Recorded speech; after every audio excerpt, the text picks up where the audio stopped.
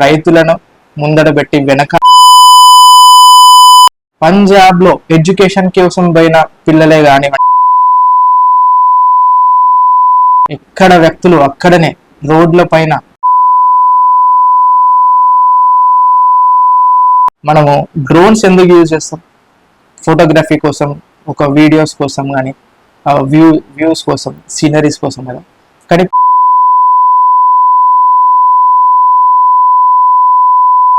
మా friends gang లో వాళ్ళు వాడుతున్నారు. ఇంకో థింగ్స్ ఏంటి అంటే అక్కడ ఉన్న పాప్ మ్యూజిక్.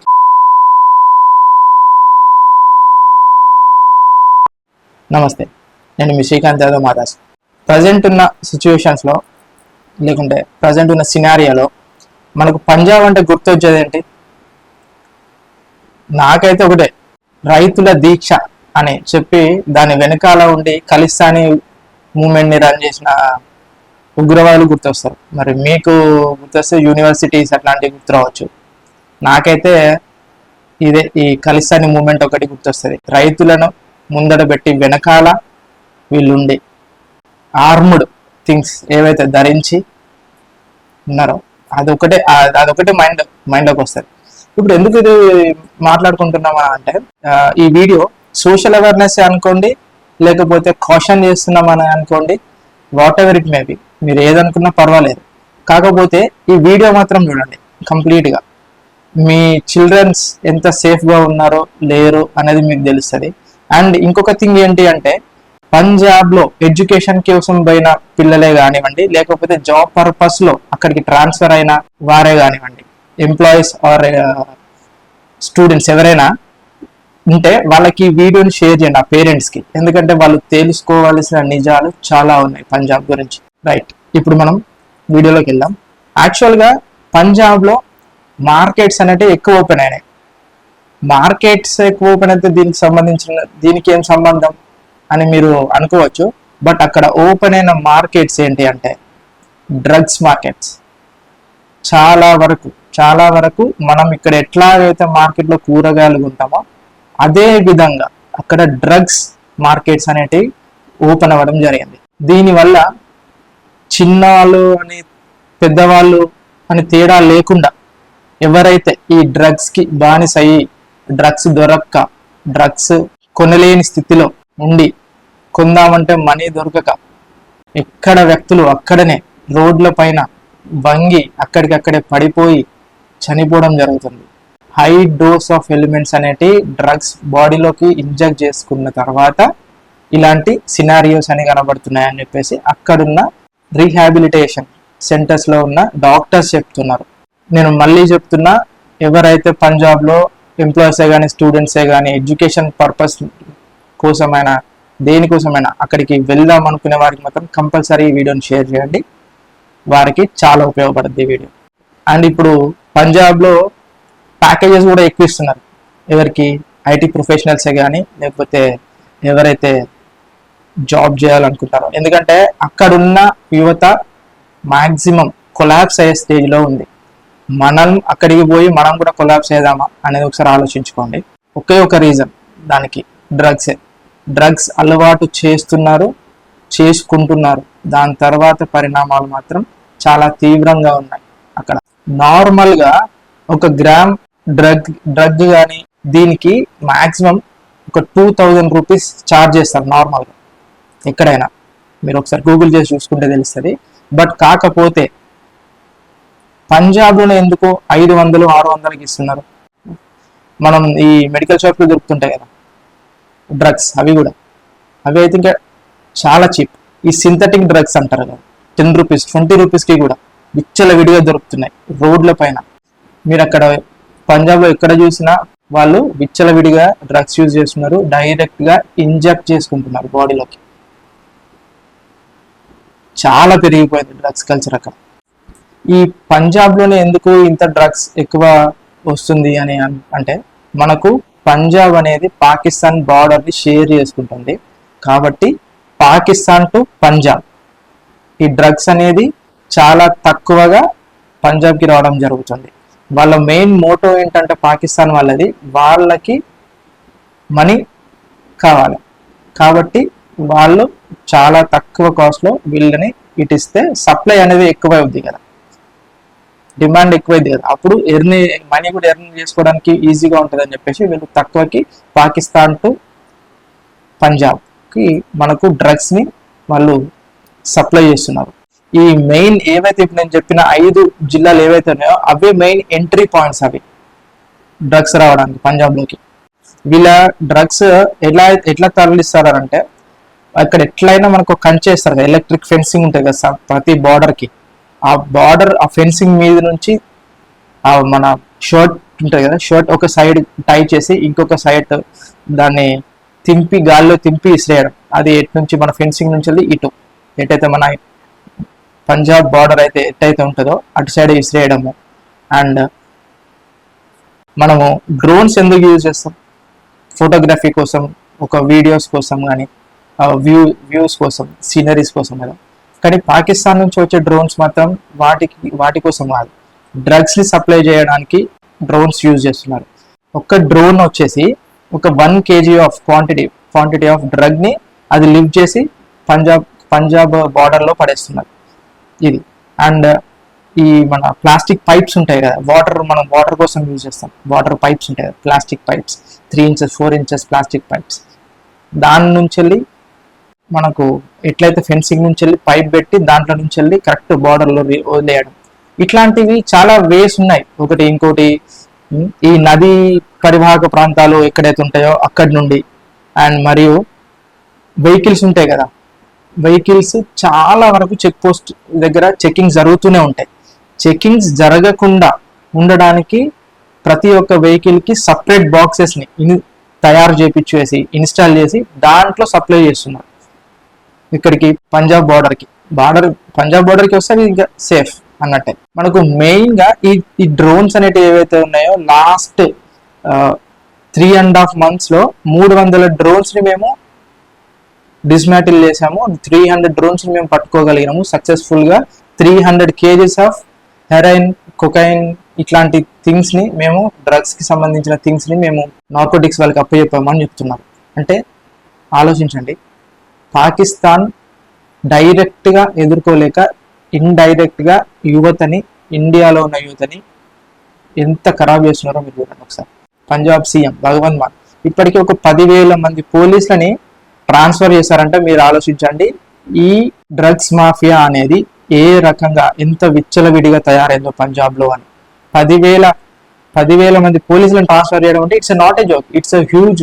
కాబట్టి మీరే ఒకసారి ఆలోచించండి, 10,000 మంది పోలీసులను ట్రాన్స్ఫర్ చేయాల్సిన అవసరం ఒక స్టేట్కి ఏమైంది అంటే ఎంత క్వాంటిటీ ఆఫ్ డ్రగ్స్ హ్యాండ్స్ మారుతున్నాయని చెప్పేసి మీరే ఒకసారి ఆలోచించుకోవచ్చు. అండ్ దీనికి ex-DGP శశికాంత్ గారు మాట్లాడుతూ ఏమన్నారంటే ఇది ఓన్లీ ట్రాన్స్ఫర్స్ వల్ల ఆగేది కాదు, ట్రాన్స్ఫర్స్ మీరు చేసినా చేయకపోయినా ఈ డ్రగ్స్ అనేది ఇలానే ఉంటుంది, దాని రూట్స్ని ఎక్కడైతే కింది నుండి వెళ్ళి తీస్తామో అప్పుడే దాన్ని సమూలంగా నిర్మూలించవచ్చు అని చెప్పేసి మాట్లాడడం జరిగింది. మేము ఒప్పుకుంటాం పోలీసులు ఇలాంటి వారు ఉన్నారు అని చెప్పి, కాకపోతే అందరు పోలీసులు ఇలాంటి థింగ్సే చేయరు, ఒకసారి మీరు ఈ డెసిషన్ని పునరుద్ధరించుకోవాలి అని చెప్పేసి శశికాంత్ భగవంత్ మాన్ కి చెప్పడం జరిగింది. ఎవరైతే మెయిన్ బ్లాక్ షీప్స్ ఉన్నారో పోలీసులు వాళ్ళని సస్పెండ్ చేస్తే బెటర్ గా ఉంటది అని చెప్పేసి కూడా వాళ్ళు సజెషన్ చేశారు. మెయిన్ గా ఈ డ్రగ్స్ అనేటి జైల్స్ నుండి సప్లై అవుతున్నాయి. ఫస్ట్ ఇవి మాదక ద్రవ్యాల మెయిన్ గా జైల్సే దానికి ఆతిథ్యం ఇస్తున్నాయి, దాన్ని ఫస్ట్ నిర్మూలించాల్సిందిగా కోరుతున్నానని చెప్పేసి భగవంత్ మాన్ కి శశికాంత్ ఒక ఫేమస్ టీవీ ఛానల్లో ఇంటర్వ్యూలో చెప్పారు. ఈ ఎవరైతే డ్రగ్స్ పెడల్స్ ఉంటారు కదా, ఎవరైతే దొరికారో వాళ్ళ దగ్గర నుంచి ఆల్మోస్ట్ 200 crores ఆఫ్ ప్రాపర్టీస్ ని వీళ్ళు సీజ్ చేయడం జరిగింది. ఇంకా ఎవరైతే ఈ డ్రగ్ పెడల్స్ ఉంటారో వాళ్ళని అరెస్ట్ చేయడానికి మేము అన్ని రకాలుగా ట్రై చేస్తున్నామని చెప్పేసి ప్రజెంట్ DGP గౌరవ్ యాదవ్ ఈ ఇంటర్వ్యూలో చెప్పారు. దీంట్లో 750 హాట్స్పాట్లను గుర్తించాము. STF and intelligence and narcotics వీరందరం కలిసి ఒక 900 మందిని మేము బ్లాక్ లిస్ట్ చేసాము.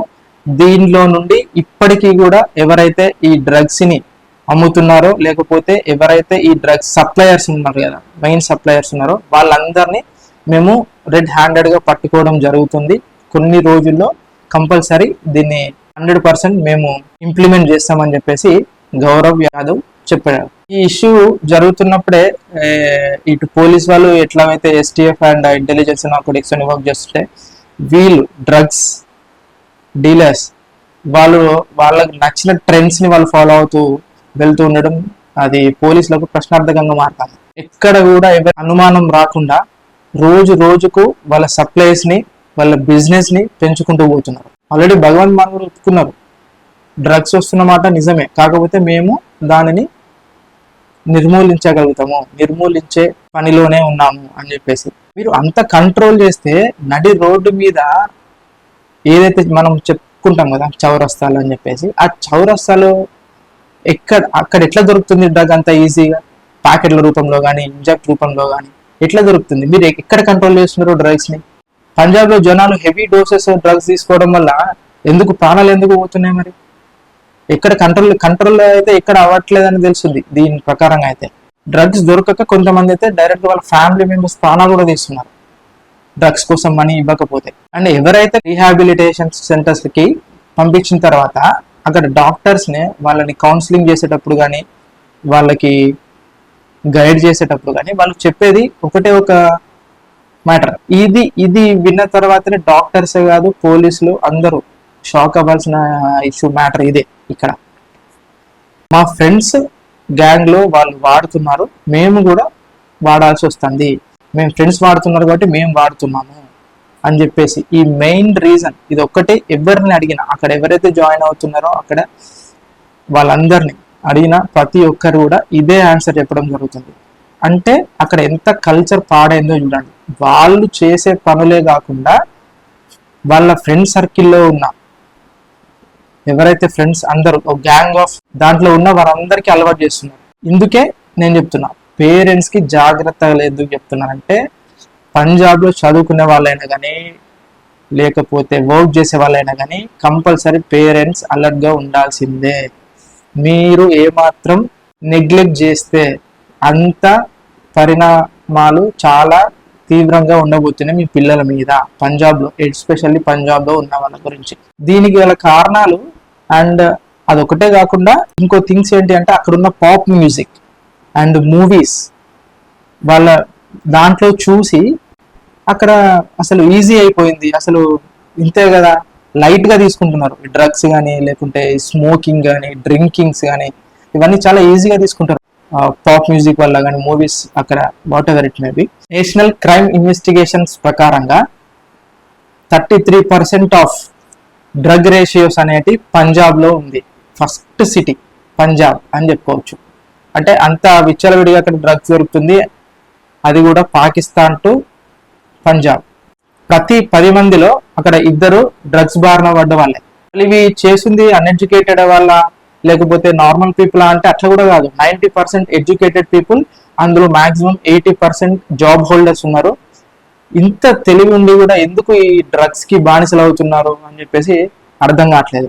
ఇప్పుడున్న రేషియోలో ఎవరైతే ఎంక్వైరీస్ మొదలు పెట్టారో దాంట్లో తెలుస్తున్న ఇంకో నిజం ఏంటి అంటే ఇప్పుడు విమెన్స్ కూడా ఎక్కువ మోతాదులో డ్రగ్స్ ని తీసుకుంటున్నారు. ఎక్కువ మంది విమెన్స్ కూడా ఇందులో పార్టిసిపేట్ చేస్తున్నారు డ్రగ్స్ తీసుకోవడంలో అని.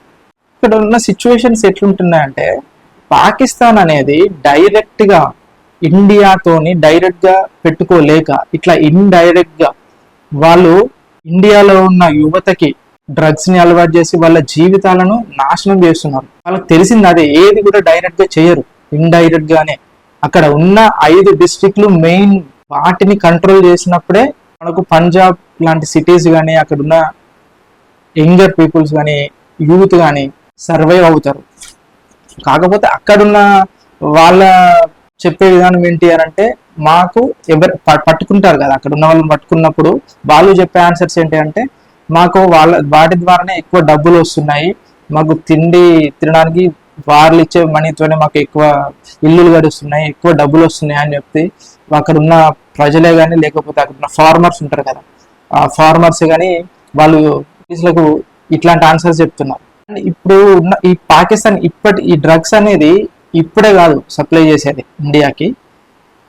1971లో మనకు వార్ జరిగింది. తర్వాత పాకిస్తాన్కి అర్థమైంది మనము ఇండియాతోని వార్ లో ఎలాంటి విజయం పొందలేము, దాని క్లియర్గా అర్థమైపోయింది. అండ్ అప్పుడున్న పాకిస్తాన్ ప్రెసిడెంట్ జియావుల్ హక్ అక్కడ ఏం చేశారంటే ఏ విధంగా ఇండియాలో ఉన్న యూత్ ని టార్గెట్ చేయొచ్చు అని చెప్పి అనుకుంటే వారికి మెయిన్ గా కనబడింది ఏంటంటే డ్రగ్స్. దీని రకాలుగా 2 రకాలుగా ఇంపాక్ట్ పడుతుంది మన ఇండియా మీద. ఒకటి, యూత్ చెడిపోవడం జరుగుతుంది, అండ్ సెకండ్, పాకిస్తాన్కి ఫండ్ రైజ్ కూడా అవుతుంది. ఎందుకంటే మనం ఇప్పుడు ఎవరైతే డ్రగ్స్ కొంటున్నారో వాళ్ళ దగ్గర నుంచి మనీ వాళ్ళకే కదా, పాకిస్తాన్కే కదా వాళ్ళకి ఫండ్ రైజ్ కూడా అవుతుంది. వాళ్ళ ఎక్విప్మెంట్స్ కానీ వాళ్ళు కొనుక్కోవడానికి, గన్స్ కొనుక్కోవడానికి కానీ, లేకుంటే ఇప్పుడు ఎవరైతే టెర్రరిస్ట్ల మీద వాళ్ళ మనీ ఇన్వెస్ట్ చేయడానికి మనమే కొని మన చేతితోటి మనకన్నే పోల్చుకుంటున్నాం ఇక్కడ. దీనికి బెస్ట్ ఎగ్జాంపుల్ ఏంటో తెలుసా? కుల్దీప్ సింగ్ 2022 నేషనల్ బాక్సర్ ఈ డ్రగ్స్ యూజ్ చేయడం వల్ల, అతిగా తీసుకోవడం వల్ల చనిపోయిండు. తన ఫ్యామిలీ అసలు కోలుకోలేని స్థితికి వెళ్ళిపోయింది. ఎందుకు ఈ డ్రగ్స్ యూజ్ చేయడం? ఎందుకు? ఎవడో మన ఫ్రెండ్ సర్కిల్లో అరే మామ ట్రై చేయరా అని చెప్పినంత మాత్రం ట్రై చేసేస్తారా? మనకంటూ ఒక ఫ్యామిలీస్ ఉంటాయి కదా, మన మీద ఆధారపడి ఉన్న ఫ్యామిలీస్ పరిస్థితి ఏంటి? అదేమన్నా మంచి థింగ్ కాదు కదా. వన్స్ ఒకసారి నువ్వు దానికి అలవాటు అయితే నీ ప్రాణం అన్న పోవాలి, లేకుంటే ఇంట్లో ఉన్న వాళ్ళ ప్రాణాలైనా పోవాలి, అంతవరకు దారి తీస్తుంది అది. గురువిందర్ అని ఒక పర్సన్ డ్రగ్స్ కోసము వాళ్ళు మనీ ఇవ్వలేదని చెప్పేసి ఇంట్లో వాళ్ళ తల్లిని అండ్ వాళ్ళ పిల్లల్ని ఇద్దరిని ముగ్గురిని నరికేసాడు జస్ట్ బికాస్ ఆఫ్ డ్రగ్స్. దీంట్లో ఒక పోలీస్ అధికారి కూడా డ్రగ్స్ కి అలవాటై తను జాబ్ చేసిన తర్వాత ఇంటికి వెళ్ళి చైన్ స్నాచింగ్ చేసేటాడు. ఈ చైన్ స్నాచింగ్స్ దొరికిన తర్వాత ఆయన ఎందుకు ఇట్లాంటి థింగ్స్ ఎందుకు చేస్తున్నారు అని చెప్పేసి నిలదీస్తే, నాకు డ్రగ్స్ తీసుకోవడానికి మనీ సరిపోవట్లేదు, అందుకోసమే నేను నా జాబ్ అయిపోయిన తర్వాత చైన్ స్నాచింగ్స్ చేయడం జరుగుతుంది అని చెప్పేసి చెప్పిండు. అంటే ఎంత దేజారిపోతున్నారు ఒక డ్రగ్స్ కోసము. ఇంత సడన్ గా మన గవర్నమెంట్ ఒక క్యాంపెయినింగ్ రన్ చేస్తుంది, డ్రగ్ ఫ్రీ ఇండియా అనే క్యాంపెయినింగ్ రన్ చేస్తుంది. అసలు ఈ డ్రగ్ ఫ్రీ ఇండియా ఇంత సడన్ గా ఎందుకు ఈ మూవ్మెంట్ ని తీసుకొచ్చింది, క్యాంపెయినింగ్ ఎందుకు రన్ చేస్తుంది అని చెప్పేసి అప్పుడు ఎంక్వైరీ స్టార్ట్ చేసినప్పుడు దీనిలో నుంచి చాలా చీకటి కొనాలు బయటకు వచ్చినాయి. అవే ఇవి. ఎందుకు అనంటే పాకిస్తాన్తోని పంజాబ్ బార్డర్ షేర్ చేసుకుంటుంది కాబట్టి ఓకే, పాకిస్తాన్ నుంచి వెళ్ళి పంజాబ్కి డ్రగ్స్ వస్తుంది, అక్కడ వాళ్ళు సర్వైవ్ అవుతున్నారు. పాకిస్తాన్ వాళ్ళు ఏదైతే ఇంప్లిమెంట్ చేద్దాం అనుకున్నారో దాంట్లో సక్సెస్ అవుతున్నారు. బట్ కాకపోతే దాని నుండి రాజస్థాన్ టు ముంబై టు మహారాష్ట్ర ఈ వే అనేది ఇటు కొనసాగితే పరిస్థితి ఏంటి? ఇప్పుడు మన రాష్ట్రాల్లో కూడా గంజాయి ఎట్లా పెరిగిపోతుంది, విచ్చల్లా విడిగా పెరిగిపోయింది కదా, అలానే డ్రగ్స్ కూడా ఒకవేళ ఈ పాత్లో కనుక వస్తే ఇండియాలో ఉన్న యూత్ కానీ ఇండియా పరిస్థితి ఏంటి? దీన్ని కంట్రోల్ అయితే చేయాల్సిన బాధ్యత ఉంది. సెంట్రల్ నార్కోటిక్స్ మాత్రం కంపల్సరీ ఉంది. ఒక క్యాంపెయినింగ్స్ వల్లనే డ్రగ్స్ మానేయడం అనేది జరగదు. ఫ్యామిలీస్నే చంపేసి మరి మనీ తీసుకొని పోయి డ్రగ్స్ కి బానిసలు అవుతున్నారు, ఇల్లు వదిలిపెట్టి పారిపోతున్నారు, మనీ లేక, ఇంట్లో వాళ్ళతో ఏం చెప్పలేక. అంటే ఒక్కసారి ఆలోచించండి, నాట్ ఓన్లీ క్యాంపెయినింగ్స్, దీని మీద కంపల్సరీ నార్కోటిక్స్ వాళ్ళు పెద్ద చర్యలు తీసుకోవాల్సిందే. కంపల్సరీ ఆ స్టేట్ లో ఉన్న 5 డిస్ట్రిక్ట్లు ఏవైతే ఉన్నాయో దాని మీద డేగ కన్ను వేసి మరి ఆ డ్రగ్స్ ని ఇండియాలోకి రాకుండా చూడాల్సిందే. ఎందుకంటే ఎంతమంది అమాయక పిల్లలు చనిపోతున్నారు, చదువుకునే పిల్లలు కావచ్చు, జాబ్ చేసే పిల్లలు కావచ్చు, వారు వాళ్ళ ఫ్యామిలీకి చూసుకుంటారు అని చెప్పేసి పేరెంట్స్ అంత దూరం పంపిస్తే వాళ్ళు అక్కడ డ్రగ్స్ అలవాటు అయ్యి ఇంటికి రాకుండా అక్కడే ఉండి ఎక్కడికో పారిపోతే ఆ తల్లిదండ్రులకి ఎంత బాధ ఉంటుంది. రీసెంట్ గా మహారాష్ట్రలో 78 కేజీల డ్రగ్స్ హెరాయిన్ ని పట్టుకొని నార్కోటిక్స్ అప్పచెప్పినామని చెప్పేసి మహారాష్ట్ర నార్కోటిక్ పోలీసులు చెప్పారు. అంటే ఇక్కడ వరకు ఆల్మోస్ట్ వచ్చేసింది. దీన్ని ఇక్కడితో బ్రేక్ వేయకపోతే మాత్రం చాలా కష్టం అవుతుంది. ఎవరైనా సరే ఒక నేరస్తుని పట్టుకోవాలి అంటే మనం కూడా ఒక నేరస్తుల లెక్క ఆలోచించాలి అనే ప్రాక్టికల్ థింగ్ ఉంటుంది కదా, అది పోలీసులు ఎప్పటికీ అవలంబిస్తారు కదా. దీంట్లో కూడా అలానే అవలంబిస్తే కొంచెం బెటర్ రిజల్ట్స్ అనేటివి కొంచెం చాలా తొందరలో చూడగలుగుతామని చెప్పేసి నేను అనుకుంటున్నా. బట్ ఏది ఏమైనప్పటికీ కూడా డ్రగ్స్ తీసుకోవడం అనేది చాలా ఘోరమైన పని. అది ఒక్కసారి అలవాటు అయితే మన నరాల్లో విడిపోతుంది. అది మళ్ళీ దాన్ని మాన్పించాలంటే చాలా కష్టమైన పని. కాబట్టి ముందే మీ పిల్లల్ని కాషన్ చేయండి, ఇలాంటి వాటికి వెళ్ళొద్దు. ఫ్యామిలీ వాల్యూస్ నేర్పించండి. ఎవరైతే పంజాబ్లో ఉంటున్నారో పిల్లలు, వాళ్ళని ఒకసారి చూడండి, వెళ్ళి చూడండి. ఇంటికి వచ్చినప్పుడు వాళ్ళ బిహేవియర్స్ గమనించండి. వాళ్ళ మొబైల్స్ తీసుకొని ఒకసారి చూడండి. వాళ్ళ పేమెంట్స్ ఎక్కడ ఉంటున్నాయి, వాట్సాప్ గ్రూప్స్ ఏముంటున్నాయి తీసుకొని చూడాల్సిన బాధ్యత పేరెంట్స్ మీదే ఉంది. అంతా అయిపోయిన తర్వాత బాధపడితే ఏ లాభం కూడా ఉండదు. కాబట్టి రియలైజ్ అవ్వండి పేరెంట్స్. మన పిల్లల్ని మనమే కాపాడుకోవాలి, వేరే ఎవ్వరు వచ్చి కాపాడండి. ఈ వీడియో కనుక మీకు నచ్చితే కంపల్సరీ షేర్ చేయండి అండ్ సబ్స్క్రైబ్ చేసుకోవడం మాత్రం మర్చిపోకండి. Please subscribe my channel and like also. మీకు దీని మీద ఏమైనా కామెంట్ చేయాలనుకుంటే కామెంట్స్ కూడా పెట్టండి. Thank you. This is Srikanth Yadav Madas signing off.